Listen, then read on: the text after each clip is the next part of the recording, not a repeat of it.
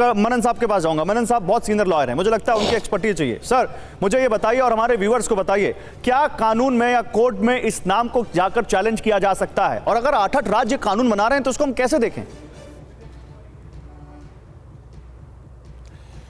देखिए, आप टोटल बहस मेरे मुमताज भाई इधर उधर लेके जा रही हैं। ये जो आईपीसी थी वो एक अकेले हिंदू मुसलमान या सिख ईसाई के लिए नहीं थी, भारतवर्ष के प्रत्येक नागरिक के लिए थी वो। उसी तरह जो भी ये तीनों कानून एक्ट बदले गए हैं, आईपीसी, सीआरपीसी, एविडेंस एक्ट, ये तीनों जो बदले गए हैं ये पूरे भारतवर्ष में हर नागरिक पर लागू होंगे, चाहे वो हिंदू है, चाहे वो मुसलमान है, चाहे वो सिख है, चाहे ईसाई है। जिस तरह सेक्शन 302 है, 302 में चाहे अगर मुसलमान ने अगर मर्डर किया है तो उस पर 302 लगती थी, अगर हिंदू ने मर्डर किया है तो उस पर 302 लगती थी।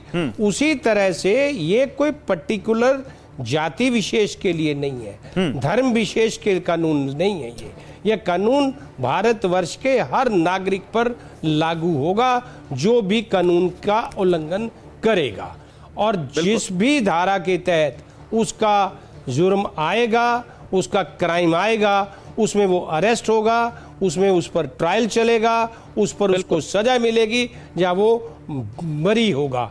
तो इसलिए ये एक पर्टिकुलरली धर्म विशेष या जाति विशेष पे लेके ना जाते हुए मेरा मानना ये है कि ये तीन जो हमारी इंडियन पिनल कोड, सीआरपीसी यानी criminal procedure code, Indian evidence act, Indian evidence act कोई अकेला आईपीसी या क्रिमिनल ट्रायल पर ही लागू नहीं होता है, वो सिविल केसेस में भी उतना ही लागू होता है। लेकिन उनकी जो धाराएं हैं, उनका जो परसेप्शन है या मान्यताएं हैं या किस एविडेंस, कौन सी एडमिसिबल एविडेंस एक्ट के तहत है, वो सीपीसी में भी होगी, वो सीआरपीसी में भी होती थी। उसी तरह जो तीन एक्ट बदले गए हैं, इनको नया नाम दिया गया है, लेकिन जैसे 302 थी अब वो 99 आईपीसी हो गई, लेकिन उसकी जो डेफिनेशन पहले 300 में थी, 299 से स्टार्ट होती, 300 से लेकर वो 301 में भी है, 302, 304, 304 पार्ट 1, 304 पार्ट 2, फिर 304 ए नेग्लिजेंसी में भी होती थी। तो इसलिए इस बहस को एक पर्टिकुलरली विशेष समुदाय, धर्म विशेष पे लेके हमें नहीं, लेकिन बिल्कुल सही कह रहे हैं आप जो कह रहे हैं सर। देखिए, क्रिमिनल अमेंडमेंट आई है, ये कितनी पुख्ता आई है। बिल्कुल, क्रिमिनल मामलों में तो कोई धर्म नहीं देखता, लेकिन सिविल मामलों में तो धर्म देखा जाता है। और सिविल मामलों में आज एक जो बड़ी बहस चल रही है यहाँ पर स्वाति मलिक, वो यूसीसी को लेकर चल रही है, वहां पर तो धर्म देखा जाता है।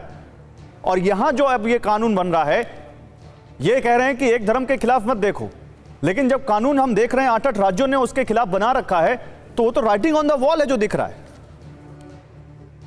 देखिए, जो यूसीसी की बहस है वो एक बहुत ही प्रीमेच्योर बहस है आज के दिन। हमें पता ही नहीं कि यूसीसी है क्या, हमें डिटेल ऑफ यूसीसी ना आपको पता होगा ना मुझे पता होगा, हमें पता ही नहीं है, बिकॉज कुछ आज तक कुछ पब्लिक किया ही नहीं कि यूसीसी के क्या क्लॉजेस हैं। जैसे अभी ये 3 एक्ट्स की बात कर रहे हैं और इनको जो पब्लिक किया गया है कि ये क्लॉजेस हैं, ये बिल है, ये प्रपोज बिल है, एटलीस्ट ये दिखाया है तो हम डिस्कस कर सकते हैं। यूसीसी तो प्रपोज बिल हमारे पास सामने कुछ आया नहीं, एक ही हवा में बात हो रही है यूसीसी की, तो कि सबके खिलाफ होगा और एक अपने अपने परसेप्शन को सब लोग डिस्कस कर रहे हैं। तो यूसीसी के ऊपर डिबेट ना करके और इस पे अगर फोकस करें इन तीनों पे, और आप ये भी देखिएगा कुछ एक जो मैं थोड़ा बहुत पढ़ पाई वो ये भी है कि जो कुछ भी सुप्रीम कोर्ट ने रीड डाउन किया था उसको सरकार किसी तरीके से ला रही है। जैसे अडल्ट्री था, अडल्ट्री को रीड डाउन कर दिया था, स्ट्राइक ऑफ कर दिया सुप्रीम कोर्ट ने कि ये अब क्रिमिनल नहीं माना जाएगा। उसी के धारा को ले आए हैं, आई थिंक फॉरगेटिंग कौन सा 153 या कुछ उसमें अभी आ गया है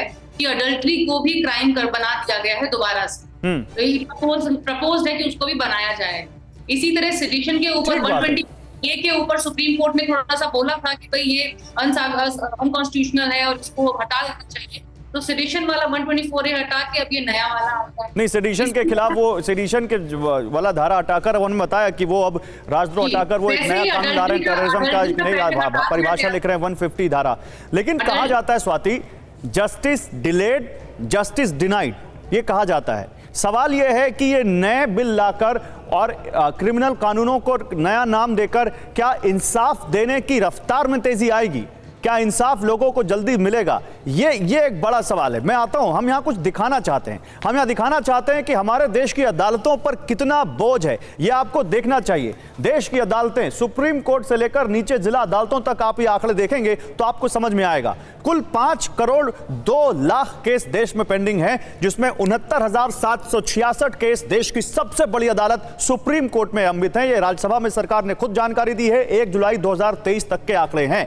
60,62,953 केस हाईकोर्ट में पेंडिंग है। 14 जुलाई 2023 तक के ये आंकड़े हैं। और अगर आप लोअर कोर्ट्स की बात करेंगे तो आपका दिमाग एकदम सन्न रह जाएगा। 4,41,35,357 केस हैं जो जिला और सत्र अदालतों में 14 जुलाई 2023 तक पेंडिंग है। अब ये समझिए कि आखिर ये जो देश के अदालतों पर जितना बोझ है, क्या ये नए कानूनों से इस पर कुछ कमी आएगी? अब एक और चीज देखिए, आप देश की अदालतों में जजों की कमी वाला आंकड़ा भी आपको देखना चाहिए। हाईकोर्ट जहां पर 330 जजेस की कमी है, जितनी सैंक्शन पोस्ट है उनमें से, और निचली अदालतों में 5,343 जजेस की कमी अभी है। अगर जजेस ये आ जाएं तो शायद ये जो केस पेंडिंग है ये कम हो जाए।